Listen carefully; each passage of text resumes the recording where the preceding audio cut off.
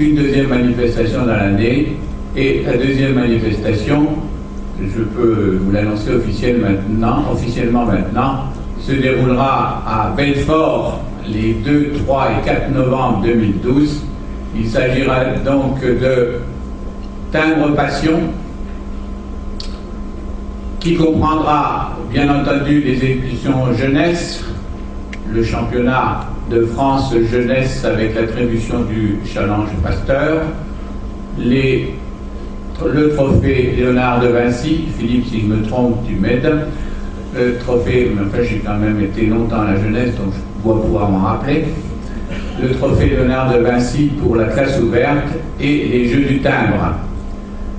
Pour attirer le public, pour attirer le négoce philatélique, nous avons décidé depuis Dole, et on l'a appliqué à Villeneuve, d'adjoindre à ces championnats de jeunesse, qui malheureusement sont loin d'être ceux qu'on avait il y a une vingtaine d'années. Je me plais à rappeler que ma première exposition nationale à Nevers, Filex Jeune 88, nous avions 225 jeunes en compétition, dont certains sont là dans la salle, maintenant devenus adultes.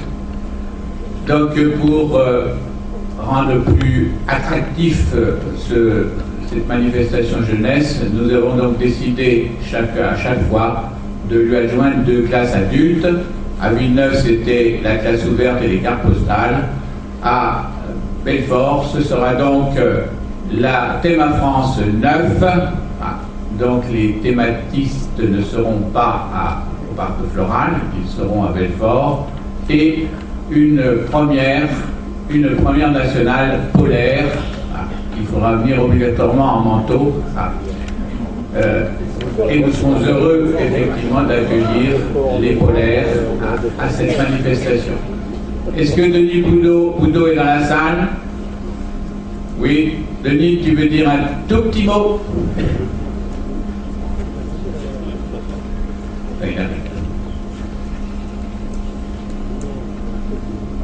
Ils étaient 2 candidats, Évian, Belfort. Les dossiers étaient extrêmement valables, mais il nous a bien fallu choisir. Il y a donc un perdant déçu, c'est Évian, et un gagnant heureux, c'est Denis Boudot. Je lui laisse la parole. Mesdemoiselles, Messieurs, bonjour déjà, parce que je ne les ai pas rencontrés. Donc il y a 1 an, je ne pensais pas vraiment me retrouver parmi vous. C'était un vœu pieux d'organiser un jour national. Je ne pensais pas que ça viendrait si tôt. C'est les circonstances un petit peu, les événements philatéliques de Belfort qui ont fait que ça aille un petit peu plus rapidement.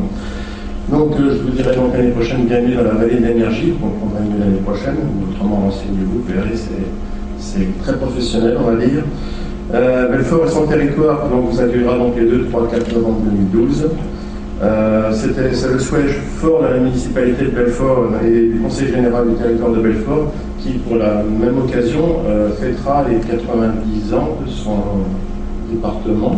90, vous voyez, c'est toujours intéressant. La fédération est un petit peu inquiète sur le problème de l'hôtellerie, on va dire. Ce week-end, on est philatéliste, mais si certains passent pour la route du retour sur la région, arrêtez-vous, il y a le Festival international de musique universitaire. C'est 3000 musiciens à loger en hôtellerie. Donc on a le potentiel pour vous accueillir, j'espère qu'il y en aura 3000 d'ailleurs. Comment dire, Philippe Le Sage, j'ai bien aimé sa présentation, donc je dirais que si c'était dans un certain réseau social, je mettrais j'aime avec tous les 3 critères. Ça j'ai vraiment aimé. C'est vraiment l'image que je me fais moi, avec le club de Belfort se fait de la philatélie. Donc nous voulons une philatélie dynamique et festive. Alors, on va dire 200 exposants, 600 cadres d'exposition, des négociants, mais surtout un timbre. Ça, c'est ce qui, pour nous et pour la ville de Belfort et le territoire de Belfort, est une chose très importante. C'est un objet que l'on cherche depuis très longtemps. C'est vrai que Belfort est une préfecture et on n'avait jamais eu son timbre. Donc ce sera chose faite avec les produits dérivés, Elisa et les produits dérivés. Donc bien sûr l'animation jeunesse sera au rendez-vous, c'est évident. Et nous souhaiterions, donc, pour faire cette philatélie dynamique, faire profiter des 20 ans d'expérience d'exposition à thème que nous avons eue, pour vous faire comment dire, que nos partenaires de l'époque viennent nous accueillir, c'est-à-dire, bien sûr, le timbre sera toujours là, enfin, je l'ai toujours défendu, le timbre en fil conducteur. Par contre, faire travailler nos associations locales, les musées locaux, Dieu sait s'il y en a, et surtout le tissu industriel local qui a longtemps aidé à l'animation des manifestations, qui était donc très animée. Donc le festif, nous disions aussi, bien sûr il y a le jeu du timbre. Donc ils occuperont bien sûr une scène importante, puisque pendant les 3 jours, les différentes équipes se challengeront.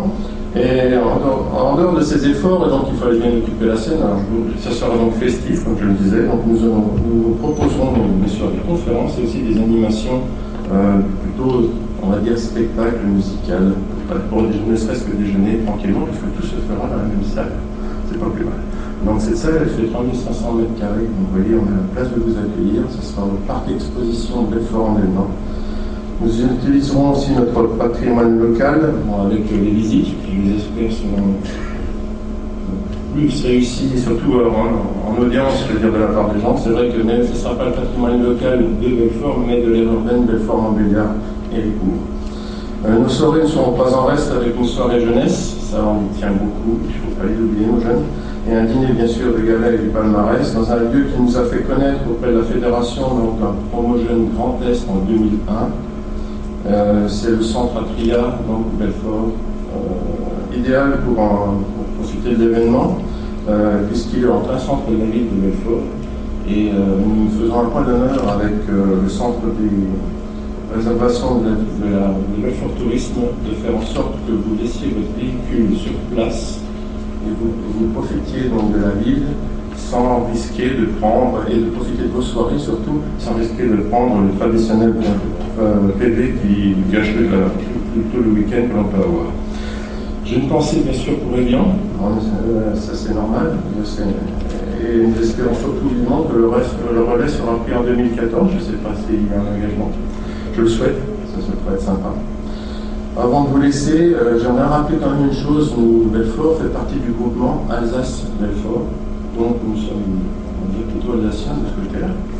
Mais nous sommes franc-comtois géographiquement, donc je ne vous cacherai pas que je ne peux que remercier les acteurs du montage de dossier de candidature, qui se reconnaîtront tous, ainsi que la fédération pour nous avoir retenus. C'est finalement une grande région qui vous accueille, ce n'est pas un département, c'est une grande région, puisque de nombreux bénévoles sont attendus. Donc il me reste à vous donner rendez-vous dans le territoire du Lyon en 2012. Pas d'inquiétude, on ne meurt pas. D'ailleurs, nous fêterons ces 50 ans cette année au mois de septembre. Et je tiens aussi à remercier donc, les organisateurs de cette journée, donc, entre autres le président de Metz, pour nous avoir mis à disposition un stand que je vous demande éventuellement de visiter pour en savoir un peu plus. Il y a 4 terrifortins, comme nous nous appelons maintenant, qui vous accueillent pour vous donner toutes les informations que l'on connaît aujourd'hui sur l'organisation. Merci beaucoup.